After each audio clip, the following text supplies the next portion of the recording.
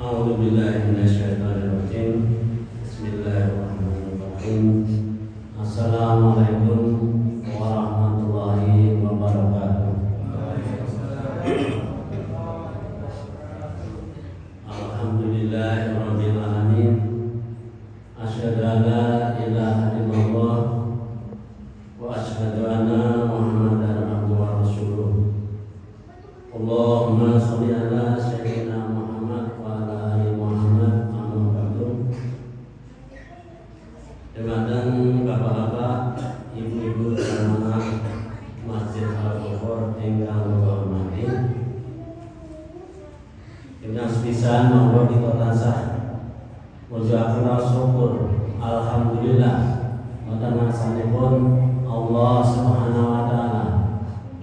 Ingkang saestu wonten ing dalem punika kula panjenengan sami tasih kaparingan pinten-pinten kenikmatan ing antawisipun kesehatan, iman saha Islam. Sehingga wonten dalem punika kula panjenengan sami saged nindaki salat Isya kanthi berjamaah. Insyaallah kita lajengaken samangke salat tarawih. Salawat serta salam mugi katetno dumateng junjungan kita Nabi Muhammad sallallahu alaihi wasallam.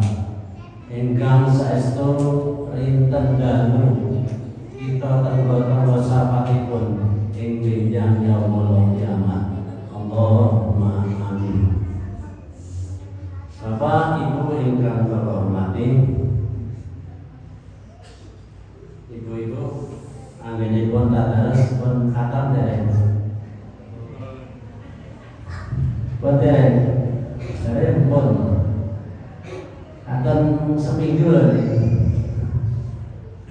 Bapak-bapak wis khatam.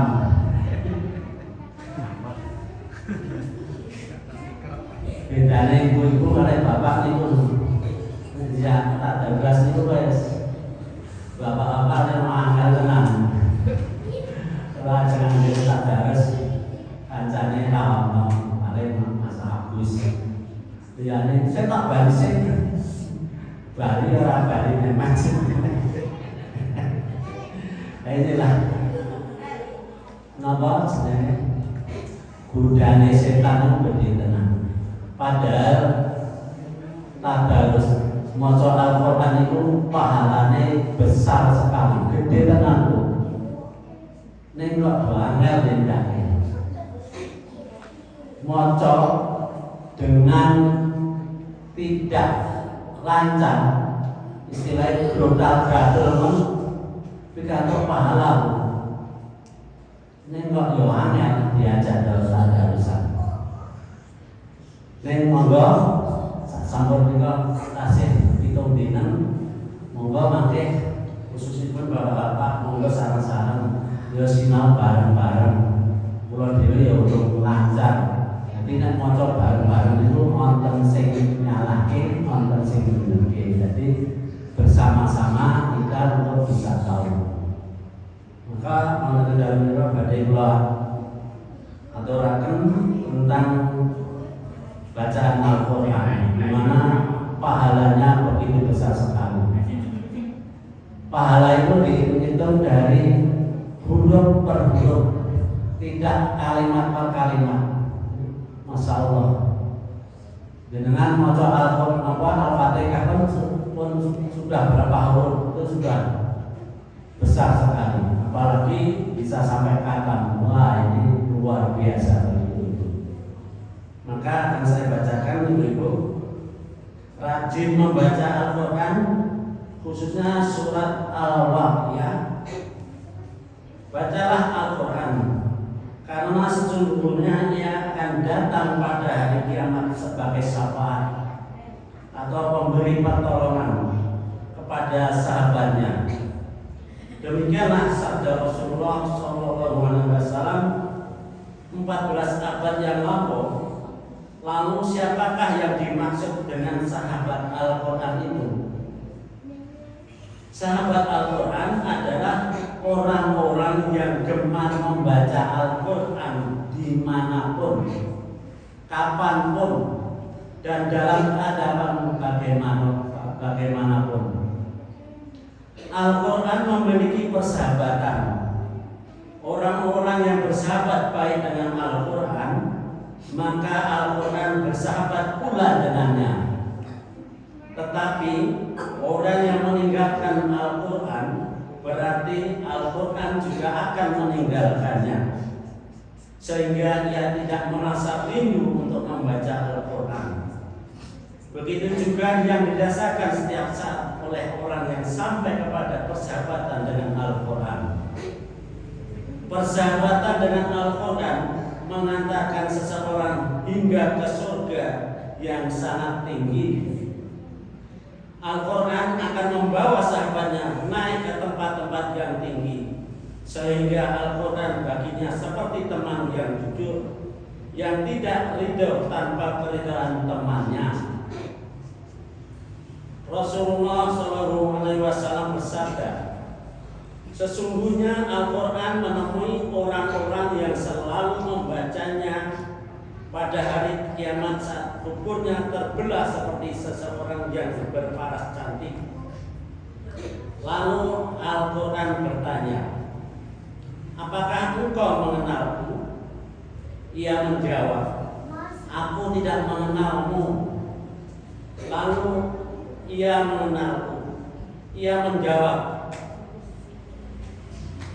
Al-Quran berkata, aku sahabatmu. Al-Quran yang membuatmu dahaga di tempat perasingan dan membuatmu begadang. Setiap pedagang mencari dagangannya, dan hari ini aku menjadi milikmu. Lalu orang itu diberi kekuasaan di tangan kanannya, keabadian di tangan kirinya, dan mahkota di atas kepalanya. Dan kedua orang tuanya diberi pakaian dan dua perhiasan yang tidak ada tandingannya di dunia. Lalu keduanya bertanya, karena apa kami diberi pakaian ini? Karena anak kalian menekuni Al-Quran, jawabnya. Lalu dikatakan, bacalah dan naikilah tangga surga dan kamar-kamarnya. Lalu ia terus naik sesuai dibacanya, baik cepat maupun perlahan. Hadis riwayat Ibnu Majah. Membaca Al-Quran merupakan kemuliaan bagi manusia, dan setiap kemuliaan itu tidak akan ada yang dapat menandingi pahalanya.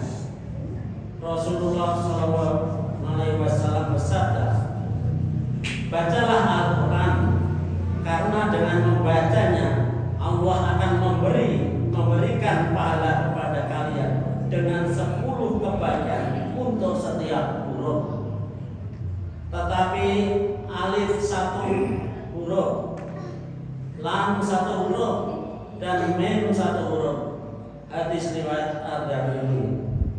Dalam hadis lain beliau bersabda, orang ahli dalam membaca Al-Quran akan bersama para malaikat pencatat yang mulia lagi taat.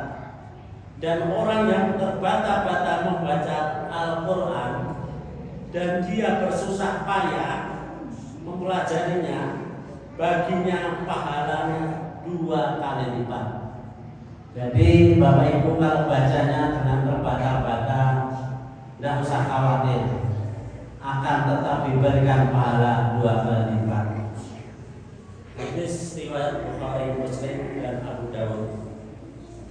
Orang yang bersahabat dengan Al-Quran selalu menghabiskan waktunya untuk menghafal, mempelajari, dan mentaburi isi dan kandungan Al-Quran.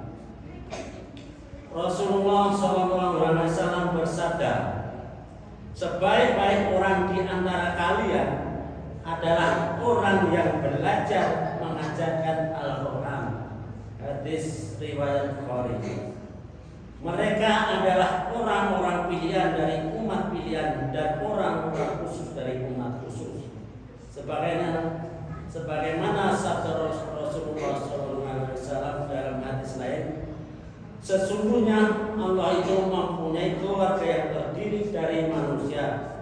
Lalu sahabat bertanya, siapakah mereka itu ya Rasul? Beliau menjawab, mereka adalah Ahlul Quran, orang yang membaca, menghafal dan mengamalkan isi Al-Quran. Mereka adalah keluarga Allah dan orang-orang istimewa bagi Allah. Hadis riwayatnya Ibnu Majah. Terakhir, sahabat Al-Quran adalah mereka yang senantiasa menjadikan Al-Quran sebagai petunjuk hidupnya, huda linas. Mereka tidak bertanya tentang sesuatu kecuali kepada Al-Quran. Baginya Al-Quran adalah imam atau pemimpin yang akan memberikan keselamatan.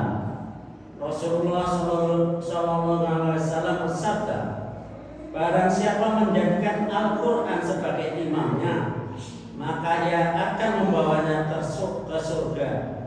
Dan barang siapa yang menjadikan Al-Quran sebagai makmumnya, maka ia akan mendorongnya ke neraka.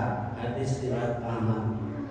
Dalam hadis lain beliau bersabda, Al-Quran adalah tali Allah, cahaya yang terang, penyembuhan yang ampuh, perlindungan bagi siapa saja yang berpegang padanya, keselamatan bagi siapa saja yang berpegang kepadanya, dan keselamatan bagi siapa saja yang mengikutinya. Hadis riwayat Ad-Darimi. Sebagai petunjuk hidup atau hidayah, Al-Quran memiliki keistimewaan yang dapat digunakan sebagai perantara memohon kepada Allah untuk keberlimpahan dan keberkahan rezeki. Di dalam Al-Quran terdapat surat Al-Waqiah, merupakan surat ke-56 juz 27 dan terdiri atas 96 ayat. Surat ini menceritakan tentang kedahsyatan hari kiamat dan balasan bagi kaum beriman serta azab bagi kaum yang ingkar. Juga diterangkan tentang penciptaan manusia, api dan tumbuhan sebagai bukti kekuasaannya. Terhadap surat ini Nabi Muhammad SAW bersabda, barang siapa mau membaca surat Al-Waqiah setiap malam, maka kemiskinan tidak akan menimpa dirinya selamanya. Hadis riwayat Baihaqi. Sementara itu dalam riwayat Ubay bin Ka'ab disebut Rasulullah SAW bersabda, barang siapa yang membaca surat Al-Waqiah, ia akan dicatat tidak tergolong kepada orang-orang yang lalai. Kemudian Abdullah bin Mas'ud berkata bahwa Rasulullah SAW bersabda, barang siapa membaca surat Al-Waqiah, ia tidak akan tertimpa kefakiran selamanya. Ulama fikih Imam Ja'far As-Shadiq juga meriwayatkan beberapa hadis. Di antaranya, barang siapa membaca Al-Waqiah pada malam Jumat, ia akan dicintai Allah dan manusia. Ia tidak akan melihat kesengsaraan, kefakiran, kebutuhan dan penyakit dunia. Imam Ja'far radhiyallahu anhu berkata, barang siapa membaca surat Al-Waqiah pada waktu pagi ketika akan keluar rumah untuk bekerja atau mencari kebutuhan, niscaya Allah akan mempermudah rezekinya dan memenuhi hajatnya. Lalu barang siapa membaca surat Al-Waqiah pada pagi dan sore, ia tidak akan kelaparan, kehausan dan tidak akan takut terhadap orang yang akan memfitnah, sedangkan fitnahnya kembali kepada orang itu.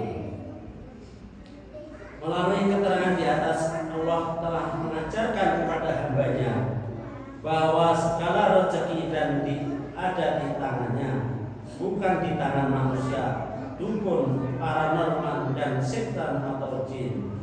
Allah melalui Rasulnya juga telah memberi petunjuk agar kita gemar membaca surat Al-Waqiah dan menjadikannya sebagai amalan istiqomah, sehingga rezeki kita tetap berlimpah dan penuh berkah.